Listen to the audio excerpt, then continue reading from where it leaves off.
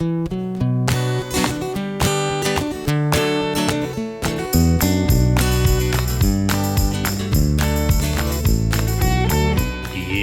the Underpowered Hour. On this week's show, we talk about the Chinese $10,000 Range Rover in a box, and then Arthur C. Miller's Land Rover is up for auction. Finally, we talk about workshop updates, and now, here's the show.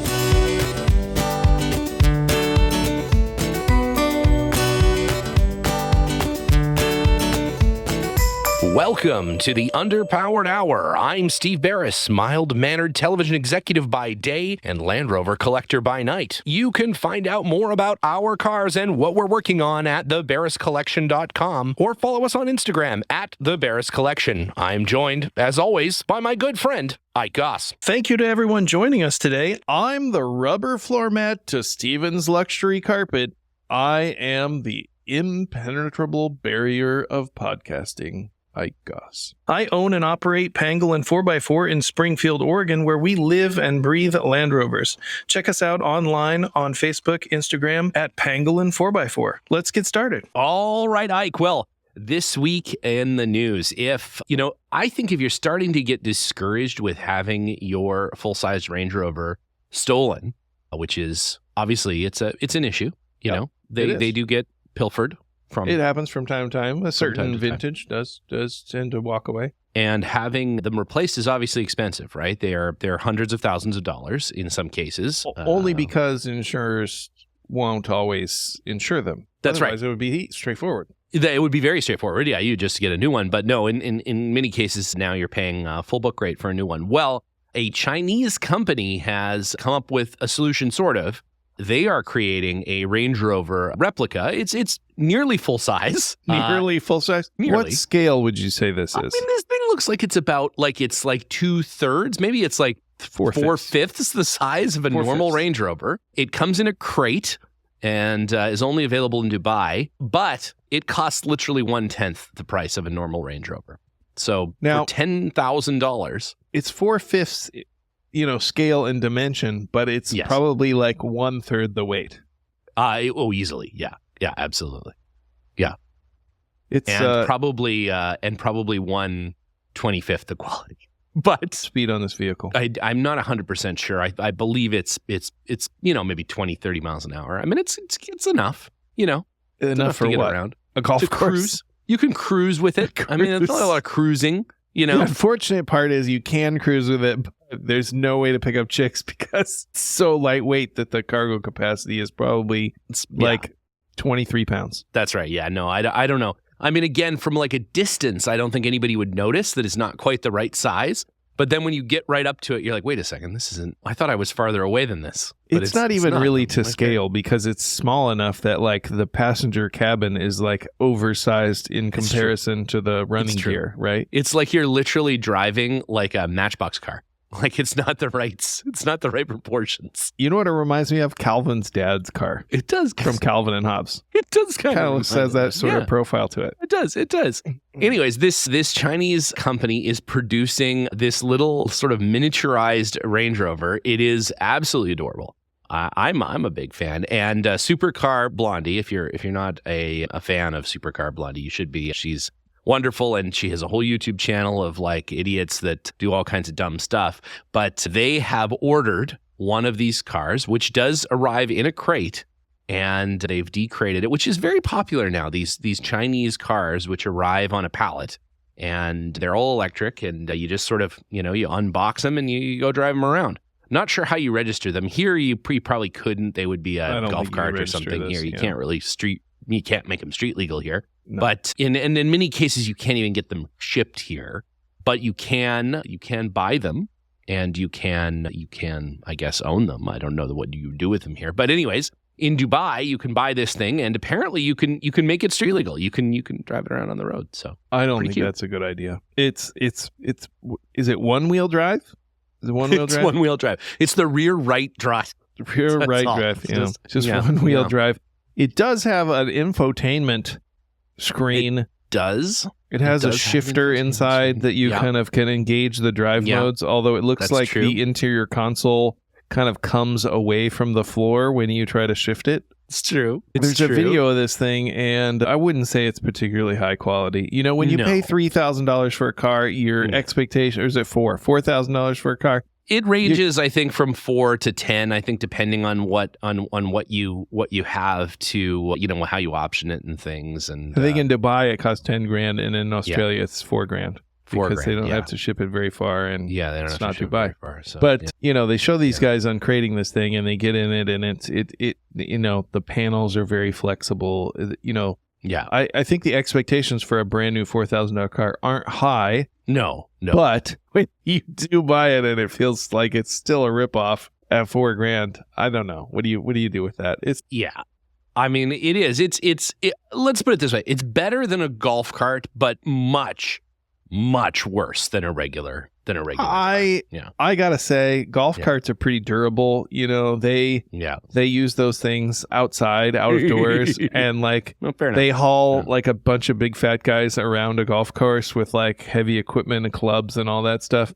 And those guys are frequently drunk, and they often aren't very careful with them. Golf carts in general are extremely durable, in my opinion. True. Yeah, I guess that's true. You're right. No, this car, I think, might not make it around the block. Yeah, it's true. So the specs on this thing, it's good for a top speed of 31 miles per hour, and it has a total effective range of 56 miles, which is not a lot. It's kind of driving this car 56 miles is a lot. It is. I'm impressed. I gotta say, I'm actually impressed. That's true. And it goes Can you picture that thing driving at 50 miles? Yeah, I don't even. Yeah, I mean, it doesn't look like you could. It looks very uncomfortable. It looks kind of like a London cab, actually. It has like the proportions of a London cab, only like half the size of a London cab. And what I think is interesting is in the ad where you buy it, it's listed as some assembly may be required, and then it comes in 1 to 4 pieces. So. Can you select? No, I think I guess it looks like these guys who got it came in 1 piece. Yeah. But I suppose depending on, I don't know, the day, it might be more. So it comes with a lot of plastic film over it. Like the whole body is covered in plastic film. That's right. Inside, interior, plastic film. It's just everything is covered in. So you've got to enjoy the peel. Because every one of these that is produced kills like 18 sea turtles. Oh my God, yeah. They just choke a sea turtle to death to make one of these. They're just stuck. They're covered in plastic film. It's just terrible. They drown. My God. It is. It's cool though. I mean, it has all of the features of the full fat Range Rover. It's got the little shark fin. Visually or like visual. Oh yeah, visually. Yeah. None of the actual features. Oh yeah, no. They've just copied all of the like visual accents. In the sense that the full size Range Rover has seats, and this also has seats. The full size Range Rover has wheels. That's right. This also has wheels. Yeah. They've taken all the little design cues. Jerry would be very proud. It's very reductive in its design. I'm going to send one of these to Jerry. Send it to Jerry. Send us his Jerry. I think can we reveal his personal email? Jerry@jlr.com? That's what it is. Yes, it's Jerry. It's Uncle Jerry. Uncle.Jerry@jlr.com. Jerry@jlr. Yeah. So it's anyways, I'm a buyer for this. I think it'd be fun to You can't cruise just buy around. one. You got to buy 2 so you can race them. That's right. Exactly. Yeah. At 31 miles an hour. It's going to be great. It's going to be great. Slower than the Unimog, by the way. Just want to point that out. It is by 1 mile an hour. Yeah. Wow. And, slower than an antique Unimog. Slow and only slightly more luxurious than the Unimog. So slightly. Only slightly. I don't know that those seats are actually like plush. They look like they might be that kind of molded plastic, like a Power Wheels seat. It is essentially an adult Power Wheels is what this thing is. So now, what's the towing capacity on this thing? I have no idea. Probably better than the Cybertruck. The Cybertruck. Yeah, better than the Cybertruck. They're both electric. Just as likely for the bumper to rip off this thing as the Cybertruck when towing. Should we get one for the show? Yeah, I think we absolutely should. This is a good company car. This is just as likely to overheat as the Freelander. I was just about to ask. Is this going to make it further than the Freelander? Speaking of, we were talking before the show what we're going to talk about on this episode. I think we need a Freelander update. What's going on we may with that have thing? to. We'll get down to the workshop updates. We may have to loop a Freelander update in there. I think we can certainly talk about that. Speaking of cars that have a proud lineage, I don't know if you've seen, but famous playwright and dater of I guess, precursor to all extraordinary starlets, Marilyn Monroe, Arthur Miller. His Land Rover's going up for sale. He has a 1961 or had a 1961 Land Rover Series 2, and that sucker, it's going up for sale. And it's cool looking. It's a cool looking car. Interesting car. I like this car. This car. It's export beige, you know, which is kind of a U.S. color, not a color often seen in the U.K. But it's a 88 hard top, but it has some special features. It has station wagon rear seating, which may be original to the car, just kind of a curiosity, but the upholstery matches. And then it also has a rear PTO with a PTO extension, for the hitch and the agricultural drawbar. Mm-hmm. Mm-hmm. Those are unusual features, not commonly seen together, and probably original. It'd be unusual for somebody to just, add that stuff. But it's a weird thing. That's a weird thing to add. Hard to know without a build sheet. Anyway, this car's coming up for auction here pretty soon. They're really stressing the Marilyn Monroe tie-in here, but I'm not sure how much time she spent in or around this vehicle, or if she ever saw it, because it's a 61, and I think their relationship dissolved in 61 as well.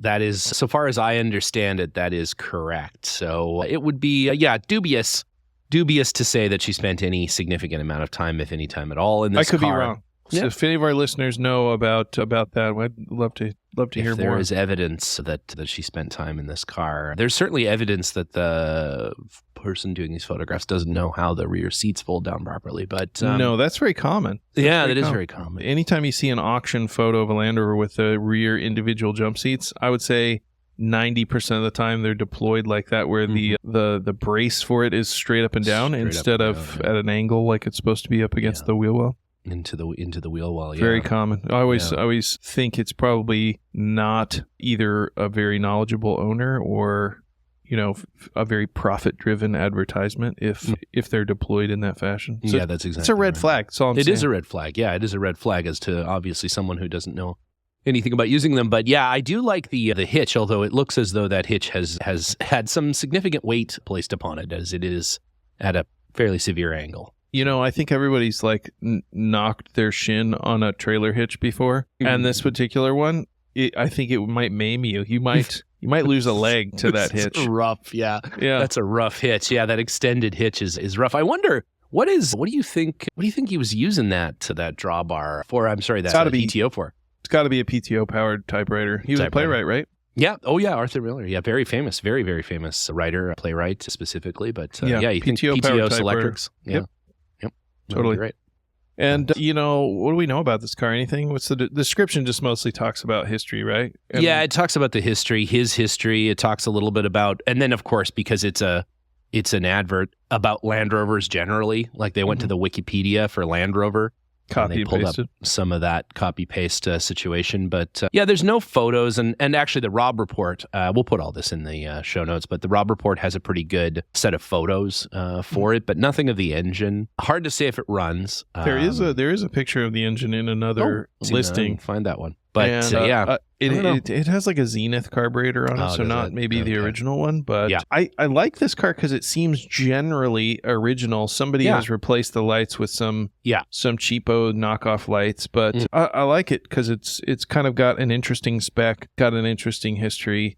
It's generally sort of cheerful and tidy, but I think that it probably needs substantial work. It looks that way. It looks like it has some rust in some challenging places, and it looks, as you mentioned before, it looks like the rear cross member's been replaced, which is red flag to say the least, and somebody's been monkeying around with some bits of it for sure. So it does have UK plates on it, which makes me think that possibly it was a home market delivery vehicle. Oh, that's cool. That'd be cool, and that would make sense. That'd check something that Arthur Miller would probably have done for sure, and I imagine back and forth to the UK quite frequently, and would have picked one up there and brought it over Steve McQueen style or something like that, and kept the UK plates on it. Was very popular at the time, and I don't know. It's kind of interesting. Again, what do you think provenance-wise? Is there value to a car that, significant value to a car owned by Arthur Miller maybe once sat in by Marilyn Monroe? Probably not. I mean, I don't know. I guess we'll see when it comes up for auction. He is a famous playwright, and he does have enthusiasts and fans. Whether those people would want this kind of, like, is there a crossover between fans of the theater and Land Rovers? We'll see. But certainly, I think that that crowd maybe isn't also up for a big restoration, restoration project, or even just a preservation project. As living with a vehicle like this would be something. So yeah, interesting though. It's cool. I like it. I think it's neat. It says it was owned by Miller and his wife, according to this, but it didn't specify wife as Marilyn Monroe. Oh, it does. It does. Owned by Miller and his wife, Marilyn Monroe. So I would want to see that documentation. I would want to see that documentation. Because it would have been for like 25 minutes. Because they got divorced that year. So maybe it's possible. Accompanied by a factory invoice and original title in Miller's name. Is it possible that this is the reason they got divorced? That seems likely. Mm-hmm. It says it says it's being offered directly from a Miller family member. Oh, that's cool. Wow, neat. So it's potentially never left the Miller family then. Kind of interesting. Yeah. No, that is cool. That's really interesting. It's got original sprung seats. It's got a lot of neat features. In fact, there is a listing. It's on the Bonhams website, and it has 100 photos of this car. Oh, well, there you go. If you're interested in this car, check it out, because it's got a pretty extensive list of photos. I'm just now seeing this, so I'm curious. Go check out Bonhams. They do a great job too. The Bonhams people are really good. And if you actually are interested in bidding on it, you can always reach out to them, and they've got lots of resources and stuff. Looks like a late series too. It's got a 144 VIN. Oh, cool. It's got its original keys. Yeah, late series one. See, then that also, it's like, then that's going to be late 61, which is even less likely that Marilyn Monroe had anything to do with this car. But that's probably a tenuous connection. But I don't know. I am curious about that. You never know. Yeah, you never know. It is possible. It'd be great to see a photograph with her and Arthur Miller in it together. I think if they had that, they'd be posting that up for sure. I think if that existed, that would be all over this thing. But yeah, definitely. Speaking of gorgeous starlets in Land Rovers, the ladies this weekend, Liza and Jenna and Maddie, were out at a women's run up there in Oregon. That's true. Yeah, the PCRC was putting on their annual women's run, and the ladies decided that they wanted to take the Series 1 station wagon, the saw truck. So, I love the saw truck. Did they take the saw as well? The vintage? I hear you got a vintage chainsaw for it, like a matching chainsaw. I kind of put out a couple of feelers to some friends of mine in Canada, and one of them did turn up a IEL RA model chainsaw, which is apparently the one that's pictured on the side of the vehicle. Wow. And he brought it down to me when he visited last. So I do have an IEL chainsaw for this vehicle. So I'm pretty excited about that. And we did briefly get it running, although I haven't had a chance to go through the whole thing. But yeah. It's pretty cool. That is pretty neat.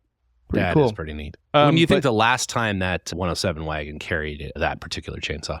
I don't know the answer to that. The last time it was registered for the road prior to my ownership was 1971. So it has been off the road probably since shortly after that. And I got to think that it was off the road for about 50 years when I bought it. Right. But now probably hadn't been selling chainsaws for a while before that even. No, although I do believe they were the IEL company, the company that serviced the IEL chainsaws was the original owner. That's so cool. I do believe that. It is a cool one. And so now it's running and driving, and we've kind of worked down towards the like smaller detail things, like floor mat clips and just like small stuff, but tedious. And it takes a while to get it all dialed in. So, we checked all the fluids and got it kind of ready for them to take a multi-100-mile trip with some off-road driving. So yeah, it's kind of cool to see that car out and about and taking trips and having adventures. And I've got a few videos of them on the trail, which apparently was a little exciting. There was a couple of Defenders, maybe not with the wheels in the correct orientation relative to horizon. That is correct. Yeah, there was a quick bottom inspection of a trophy Defender. It looked like a brand new Defender Trophy Edition. That we got a quick look at the skid plates along the bottom there. Not sure exactly what happened there, but that's all right. Apparently nobody was hurt, and I imagine they got it back up on its wheels and going again. A little bit of looked fairly muddy, fairly squishy muddy. So it probably is okay. You know, that's usually a pretty good way to catch the body in some nice sticky soft mud so that you don't do too much damage. So hopefully that's the case. I'm excited to see, they're supposed to return today, and I'm excited to see photos from the trip and get a report. So maybe we'll have them on next time to hear a little bit more about that, or at least a more in-depth report and some photos for the show notes. We'll get a little update and see how that went, because that's really cool. And it's really neat that more and more clubs are doing dedicated women's runs. I think it's really cool. It's the spirit of Barbara Toy is alive and well in these clubs, and I think that's really awesome. Speaking of Series 1s, we have kind of come to the end of a long road with a Land Rover that we've been working on, a 1953 Series 1 80-inch, an original ranch vehicle from Southern California, sign-written Rancho Sisquoc, Santa Maria on the side. I like that one very much. Very cool car, original paint, 53, couple of neat features. We've been working on this one for about a year in earnest, and it was a pretty significant restoration, like some chassis repairs from some corrosion, from sitting by the coast, and some bulkhead repairs, and all the mechanicals, engine, transmission, transfer case, axles, brakes,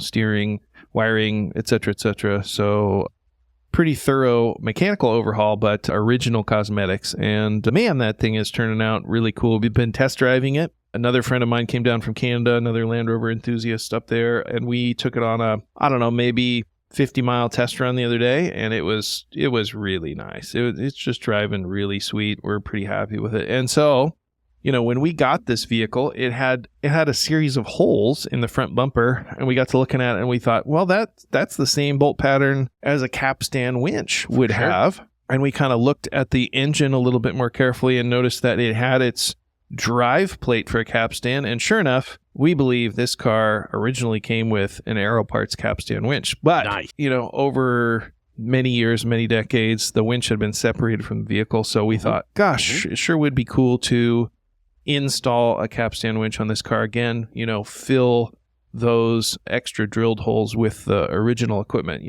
Anytime I get the opportunity to do that, I sure like to, put that pieces back together, so to speak. And so we, having gotten the vehicle running and driving nicely, kind of getting that in a good state, sort of the details were the interior, the top, the accessories. And so we just finished recommissioning an Aero Parts capstan winch, putting together all the pieces for that, installing it on the car. So we got that installed just on Friday of last week, and been testing that thing, and it's running nice with new bearings and all the drive linkage is there, and it's pretty sweet. Even got the little shortened crank handle, so you can start the engine through the winch. Through the winch, that's awesome. Kind of a neat feature, neat accessory. So, man, that thing is really coming along. It's sure cool to see that getting all of its original pieces back on. The owner wanted some kind of special wheels and tires, so we found some split rims for it. So it's got factory split rims. It's got the Aero Parts capstan winch. It's got the rear grab handles. Got a few neat factory accessories like that. But it's a cool one. It's got a really good patina to it. Looks like a great truck. Can't wait to see that thing. A sign written, patina door. It's just so cool, especially original, like the saw truck, like the Rancho truck, just something that has that original. I wish that my Vineyard 80-inch truck had something left on the door. It never had it in the first place, but it would be neat. What Vineyard did that come from? Do you know? We don't know. No, it's, there's some paperwork sort of, but it's just impossible to say. It doesn't exist and hasn't existed for a long time. Right. So it's really, really tough to say, unfortunately. But that's too bad. That's too bad. No, I wish it would be cool to know that history. I wish it did. I mean, the plates are still original, so we do have we know the area that it came from, but we don't know the vineyard. Unfortunately, it's just too hard to say. It's been flipped over 90 times, I'm sure, since when it was there originally. A lot of those vineyards didn't make it. Sure. But yeah. No, I wish it's really cool to have that kind of that information about a car. It's so cool. It is. I really appreciate knowing that sort of stuff. So, well, never say never. Something might turn up. You might find out more about it in the future. But for now, it sure is a fun car to enjoy. I sure liked seeing it, the Destination Defender, and driving it around a little bit. Yep. Yeah, it's a good car.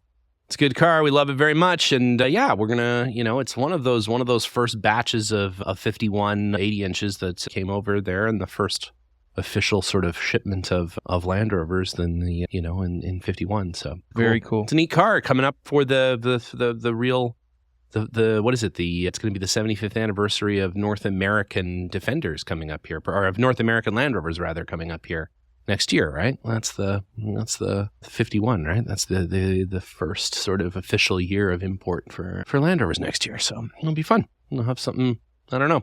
An anniversary. An anniversary of celebration of some kind of a thing. But so we had a great time at having all the cars out at Destination Defender. We had the Stage 1 out there, which was fun. Lots of people wondered what the hell that was. A lot of people had never seen a Stage 1 V8 before, so pretty uncommon here. Is it a transition between? Did you get them all back? Have they all been returned? I have we did finally track down the Camel Trophy truck from Bob Steele. We caught him between here and the Nevada border heading back to Virginia, but we're able to retrieve that car. So, appreciate him returning that. But no, he had a hell of a time. I've not seen Bob Steele as happy as he's just like a little boy driving that Camel Trophy truck around. So he sure was happy. And we got the Stage 1 back, got the 80-inch back, and cleaned them all up and stowed them back away, and all is well. So no, it was fun. It was a neat event, and it was nice to have the cars out and get people enjoying them. And man, there's a ton of people have been forwarding me folks taking pictures with the cars and tagging us in there, and so it's pretty cool stuff. Should have brought the Freelander. That's the key element there. Although now we have some overheating issues with the Freelander. What? Suddenly, what? We don't know why. No way. Suddenly. No way. It now runs on water. We have to refill it with water every time we go anywhere. We're not 100% sure why, but it's overheating pretty badly now. Suddenly, out of nowhere. Intermittent water injection. It's hey man, the Freelander, she's a high performance automobile. You gotta really monitor all of the everything all the time, because it's it's a temperamental beast. Well, hopefully it'll sort itself out. Maybe. Yeah. Just leave it. It'll just figure itself out. Yeah. I think fine. it's because the radiator is 50% stop leak, 50% coolant, I think is probably why there's some issues there. Yeah, that's probably what it is. But maybe some more stop leak. Maybe. Yeah, we'll just keep pouring it in there. It's 100% stop leak. That's the answer to that. No, at some point, there is I think, and we've been talking to a number of good friends over in the UK, that might be time to ship over one of those diesel engines. That would be cool. And swap it and have the only diesel, Freelander in the United States, because it is probably time to just abandon this engine. I mean, it's a wreck anyways, and just swap in the diesel, which when are in apparently doubt, swap it out. Spend your way out. That's exactly right. Why not add another 10 grand to this particular package?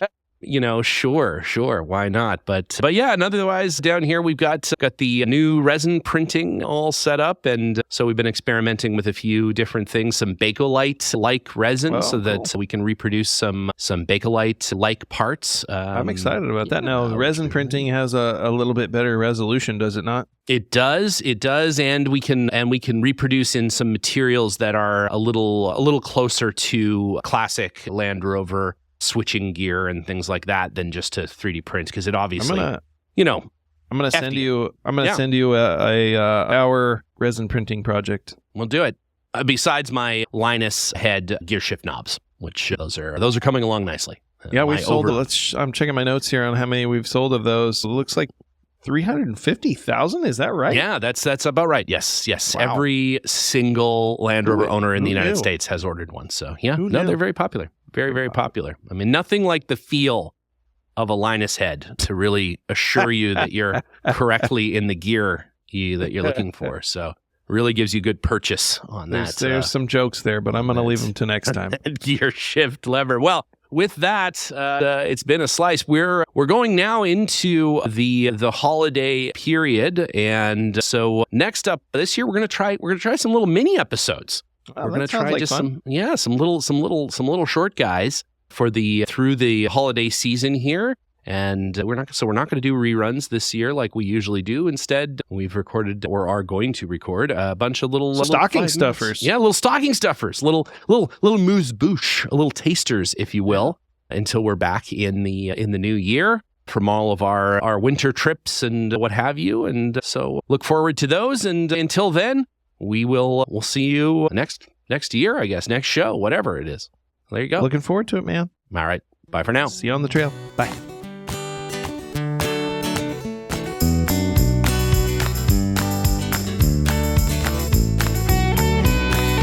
The Underpowered Hour is produced by Liza Beres, Ike Goss, and me, Steve Beres. Pavel Svardov composed and performed our theme music. Consider supporting the show on Patreon, and if you already do, thank you. Your support makes the show possible. For even more, check out our Instagram or Facebook.